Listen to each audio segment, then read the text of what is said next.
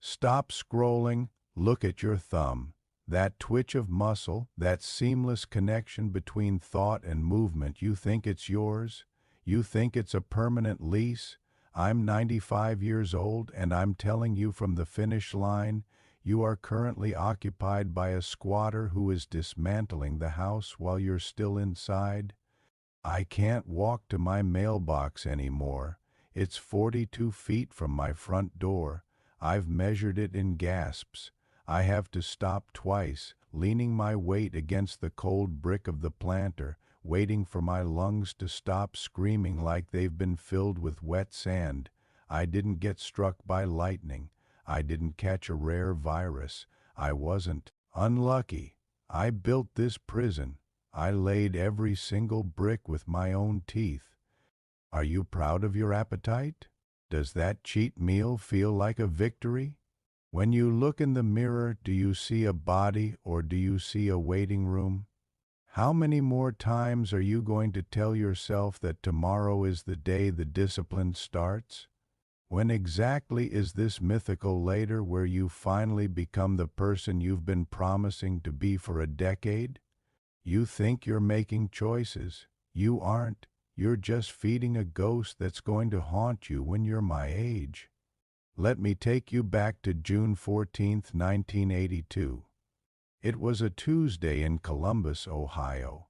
The air was so humid it felt like wearing a damp wool coat.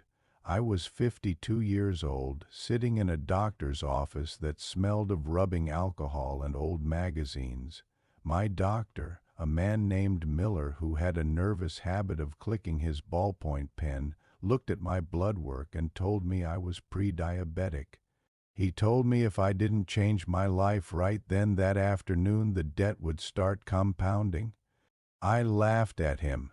Not a mean laugh, just the arrogant chuckle of a man who still felt solid. I felt heavy, sure, but I felt permanent.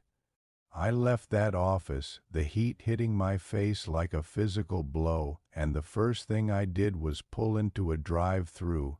I can still hear the static of the speaker box. I can still smell the hot recycled oil from the fryer. I ordered a double cheeseburger and a large soda. I remember the condensation on the paper cup wetting my palm. I told myself it's just one meal. I've had a stressful day. I'll start the green stuff on Monday. That was my first mistake, the permanence illusion. I believed that the 52-year-old version of me was the final version. I couldn't see the 95-year-old man waiting at the mailbox. I couldn't understand that my body wasn't a temple. It was an account, and that afternoon I didn't just buy a burger. I took out a high-interest loan on my own mobility. For the next 10 years, I lived in the waiting room. I spent my 50 seconds waiting for the right time to care. I worked at desk job at a logistics firm, surrounded by the hum of fluorescent lights and the rhythmic clack-clack of vending machine coils. Every time I felt a pang of guilt, I buried it under a $8 combo meal. I did. The math later, in the quiet of a hospital wing. 3 meals a day, 7 days a week, for 10 years. That is 10,950 meals. To me at the time, each one was an easy choice, a $8 shortcut, a moment of salt and fat to dull the boredom of the workday. But 10,950 meals at $8 each is $87,600. I spent nearly $90,000 to systematically dismantle my cardiovascular system. I didn't see the bricks. You never do. You just see the sandwich. But when you stack 10,950 sandwiches on top of a human heart, the heart stops being an engine and starts being a victim. I thought I was saving time. I thought I was being efficient. I was actually building the walls of the room I'm sitting in right now, a room I can't leave because my legs can't carry the weight of my past choices. That was 1982. By 1987, the waiting room had become my permanent residence. My wife, Martha, who always smelled like lavender soap and had a habit of tucking her hair behind her left ear when she was worried, started looking at me with a quiet, terrifying pity. I'd get winded walking from the car to the grocery store. I'd tell her the humidity was high. I'd tell her the dress shoes I bought were too tight. I'd tell her anything to avoid admitting that I was rotting from the inside out. By 1992, the math caught up.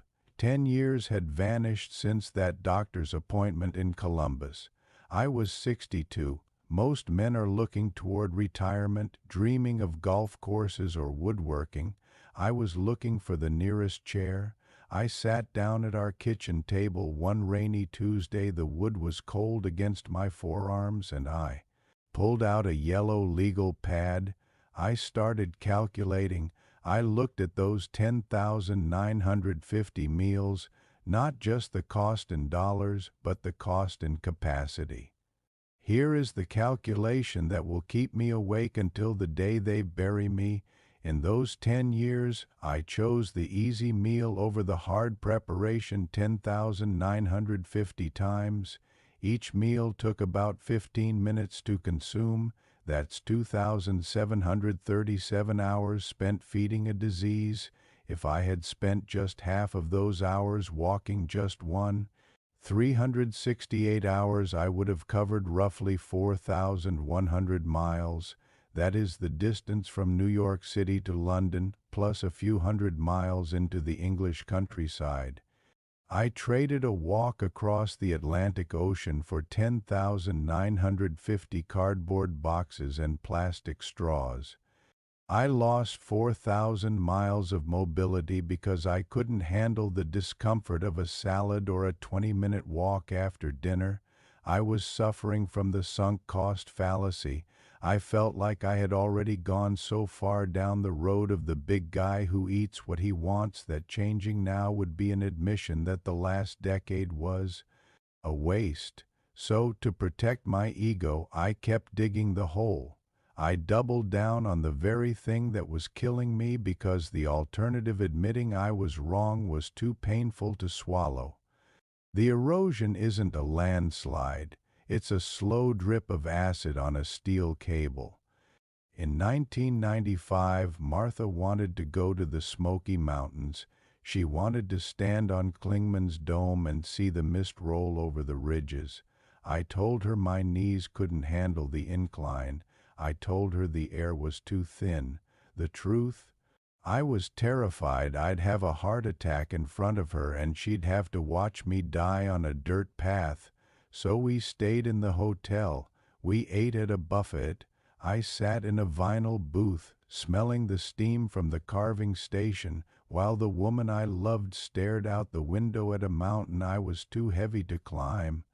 I told myself I'd get healthy after the next promotion, after the kids finished college, after we moved to the smaller house, after. Then there was no after. There was only the now, and the now was a 280-pound man who couldn't tie his own shoes without turning purple. I fell victim to status quo bias. My brain convinced me that staying the same was the safe option because it was familiar. I feared the gym. I feared the hunger of a diet. I feared the judgment of the people in the produce aisle. I didn't realize that the status quo wasn't a flat line. It was a downward slope. By choosing to stay the same, I was choosing to get worse. I remember a specific night in October 1998. My grandson Leo was 5. He wanted me to crawl under the dining room table to play fort. He had a flashlight and a blue blanket. I tried. I got down on one knee, and the pain shot through my joints like a hot needle. My breath hitched. I had to tell him, "Grandpa can't fit under there, Leo." I saw the light go out in his eyes, just for a second. He didn't understand. He just thought I didn't want to be in his world. I sat in my recliner, the one with the worn-out headrest, and I realized I had traded my grandson's childhood memories for 10,950 moments of salt and grease. That is the hedonic adaptation at work. The first burger in 1982 felt like a treat. By 1992, I didn't even taste the food anymore. I was just chasing a baseline of fine. I wasn't even getting the pleasure I was paying for. I was just maintaining a habit that had long since stopped delivering joy and had started delivering only debt. I'm 95 now. Martha has been gone for 12 years. I have $87,600 in my savings account that I didn't spend on those meals in my 50 seconds. No, I spent that and more on insulin, statins, and a motorized scooter that hums whenever I turn a corner.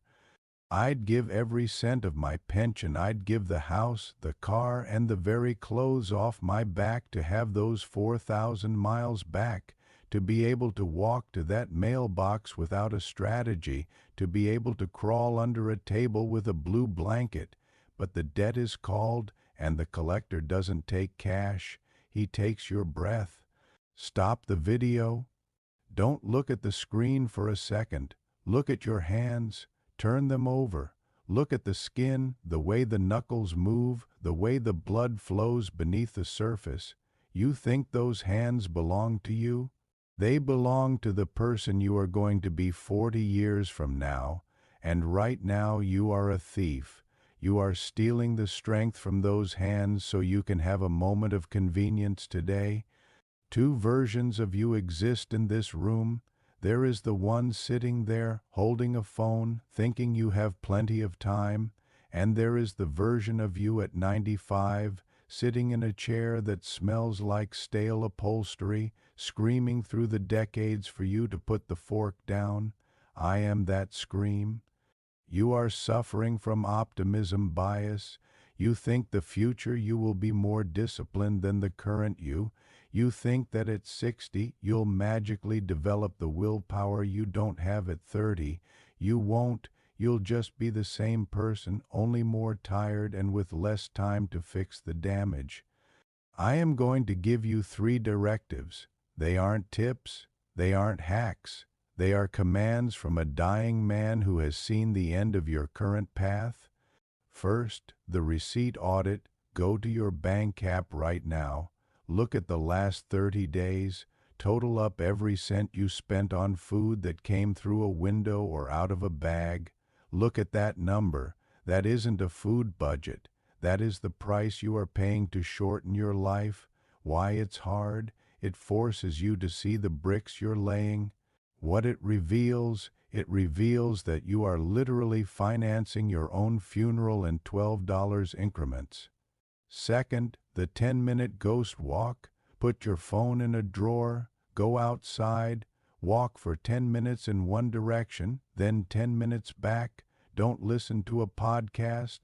Don't check the time. Just feel your knees, feel your lungs. If you feel a burn or a twinge, don't ignore it. That is your 95-year-old self knocking on the door, reminding you that the door is starting to rust shut. Why it's hard, it's boring and uncomfortable. What it reveals exactly how much of your permanent lease you've already let slip away. Third, the empty chair meditation. Tonight, when you sit down to eat, leave one chair empty at the table. Imagine me sitting there, or better yet, imagine you at 95. Imagine that version of you watching you eat. Would that version of you be grateful for what's on your plate, or would they be weeping because you're choosing a momentary taste over the ability to hold your future grandchild? Why it's hard, it ruins the pleasure of the meal. What it reveals the mortality salience you've been trying to drown in salt and sugar. I didn't realize that every easy choice was a vote against my future. I thought I was just eating lunch. I didn't know I was voting to be a prisoner. You have roughly 1,000 Saturdays left if you're lucky, maybe fewer. Every time you choose the easy meal because you're too tired, you aren't resting. You are digging. You are making it a statistical certainty that your final years will be spent in a 42-foot radius of a mailbox you can't reach. I'd give anything to be where you are right now. I'd eat the blandest, most bitter greens every day for a century just to feel my heart beat without the help of a machine. I'd trade every delicious burger I ever had for 1 mile of effortless walking, but I can't. I made my 10,950 choices. I'm done. But you? You're sitting there with the brick in your hand. You're about to decide where to put it. You can build a staircase out of this hole, or you can keep playing the wall until the ceiling closes in. Look at your hands again. Are you going to use them to save yourself, or are you going to keep using them to feed the man who's going to kill you? Don't answer me. I'm already gone.